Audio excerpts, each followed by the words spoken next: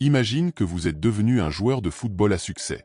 Imaginez que vous avez des milliers de fans qui plaisantent en disant que vous êtes le prochain Messi, que vous recevez des parrainages de tous côtés, gagnez des millions par an, conduisez des Lamborghini et des Rolls-Royce, et vivez le rêve. Si vous étiez dans cette position, jusqu'où seriez-vous prêt à aller pour gagner encore plus d'argent? Risqueriez-vous toute votre carrière dans le football? Risqueriez-vous tous vos parrainages? Votre capacité à entrer dans votre propre pays? Risqueriez-vous d'aller en prison? Je crois que 99% d'entre vous répondraient non à toutes ces questions.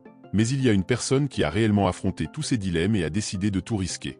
Il est passé d'un des plus grands talents d'Europe, connu sous le nom de Pro Messi, remportant des prix de meilleur joueur de l'année et menant le classement des buteurs, à entrer dans le monde du crime, impliqué dans plusieurs enquêtes, accusé de tentatives de meurtre et de trafic de 4000 kilos de cocaïne. Finalement, il a dû fuir le pays, abandonnant sa carrière pour vivre en exil à Moscou. Je parle de Quincy Promes. Avant de commencer, commentez ci-dessous de quelle ville vous suivez cette vidéo. Aujourd'hui, la chaîne Le Manuel du Ballon vous raconte cette histoire en détail. Nous allons analyser ce qui s'est passé, ce qui est à venir et s'il y avait un moyen de prévoir cela. En fait, c'est une histoire bien inhabituelle et nous devons admettre que, de tous les joueurs du monde, il n'est pas particulièrement surprenant que Promes ait pris ce chemin. Disons simplement qu'il a toujours eu un comportement problématique. À 10 ans, il manquait déjà souvent l'école. Et bien que ce ne soit pas le pire du monde s'il faisait quelque chose de productif de son temps, cela ne semblait pas être le cas. À 16 ans, malgré qu'il soit l'un des talents prometteurs de l'Ajax, l'équipe a fini par l'expulser de l'académie en raison de son comportement.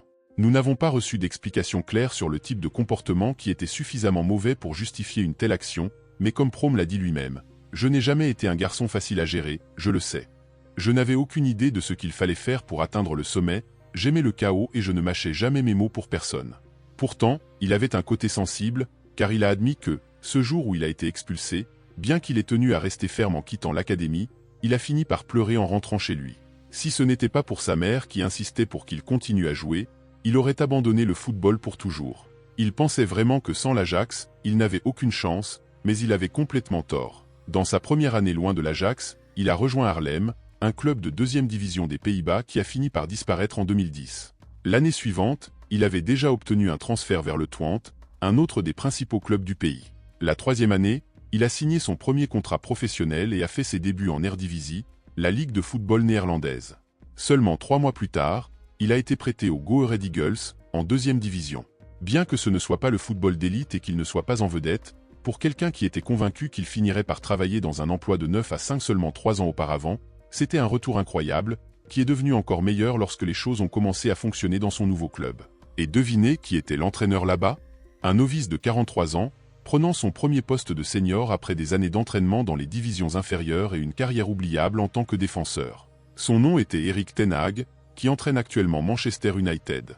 Il a réussi à faire un peu de sa magie, conduisant Promes à une saison incohérente mais incroyable, qui a vu le joueur traverser quelques phases de buts impressionnantes, terminant l'année avec 17 buts et 11 passes décisives en tant que milieu de terrain offensif, devenant rapidement le favori des supporters dans son nouveau club.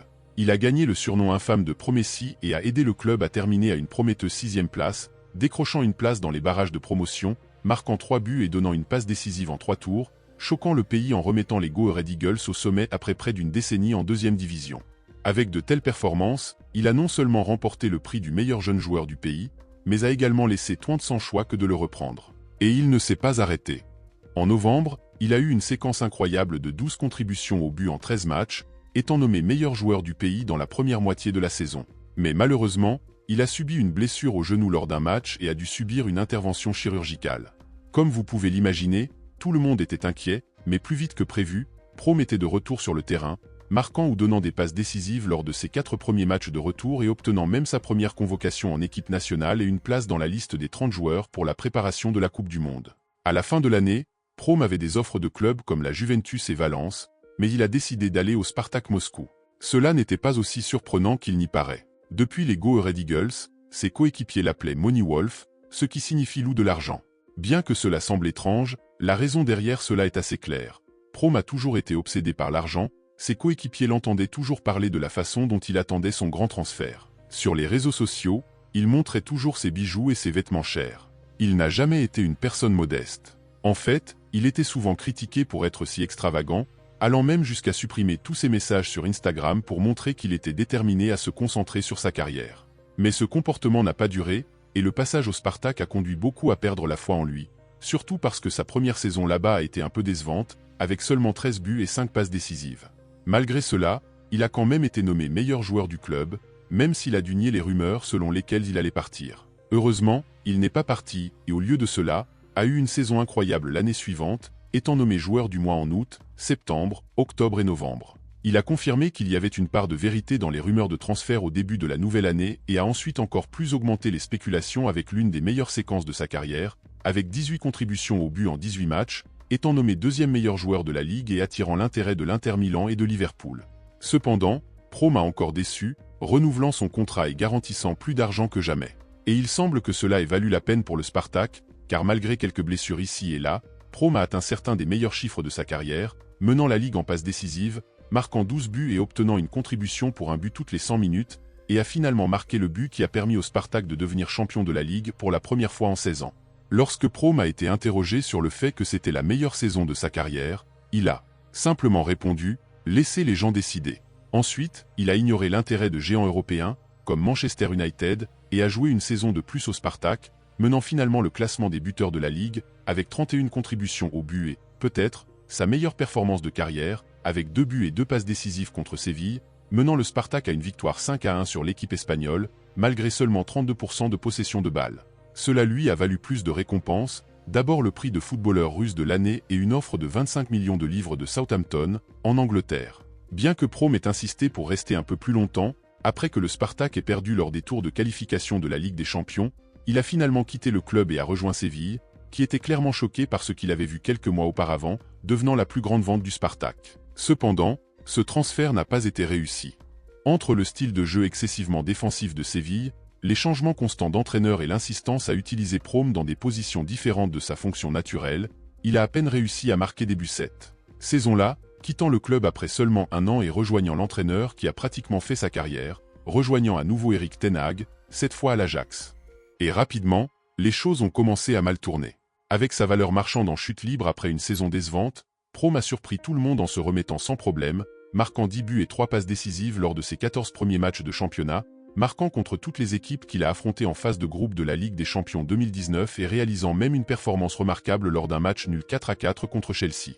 Mais, alors que tout le monde s'attendait à ce qu'il élève son jeu à un nouveau niveau, Prome a été arrêté par la police en tant que suspect dans une affaire de coups de couteau qui avait eu lieu en juillet, avant même ses débuts à l'Ajax. Selon les rapports, Prome était à une fête d'anniversaire de famille, complètement ivre, lorsqu'il s'est disputé avec un cousin au sujet d'un collier de 3000 € qu'il aurait prétendument volé à sa tante, finissant par entrer dans une altercation physique, disant qu'il allait le tuer et le poignardant ensuite au genou, rompant ses ligaments. Bien que Prome ait été libéré rapidement, en attendant le procès, l'Ajax avait d'autres soucis. Prome a raté les 2 premiers mois de compétition en raison d'une blessure à la cheville, ce qui a fait que son comportement est redevenu le centre d'attention lorsqu'il a été trouvé en train de faire la fête chez lui, où plusieurs de ses invités ont été arrêtés pour comportement indiscipliné. Cela a provoqué une forte baisse de sa valeur marchande, et Prome a dû faire face à une série de problèmes. Il a tenté de redresser sa situation, mais son comportement inconsistant et ses problèmes juridiques ont eu un effet préjudiciable sur sa carrière. En janvier 2022, il est retourné au Spartak, bien qu'il n'ait pas réussi à reproduire son succès passé. Au cours de la saison 2022, l'Ajax a commencé à prendre ses distances et le Spartak a annoncé une nouvelle accusation de tentative de meurtre contre Prome, impliquant une personne différente. En mars 2023, Prome a été condamné à 6 ans de prison pour trafic de drogue, ce qui a été confirmé en juillet, lorsqu'il a reçu une peine de 7 ans de prison, ainsi qu'une interdiction de retourner en Russie. Dans une tentative de vivre libre, il est parti vivre en exil en Espagne, loin de sa famille, sans avenir garanti.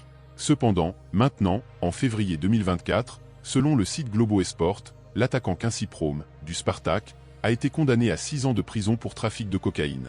Maintenant, âgé de 32 ans, il était impliqué dans l'arrivée de plus de 1,35 tonnes de drogue dans 2 cargaisons arrivées au port d'Anvers, en Belgique, en provenance du Brésil. La décision a été rendue au début de 2024 par le tribunal d'Amsterdam.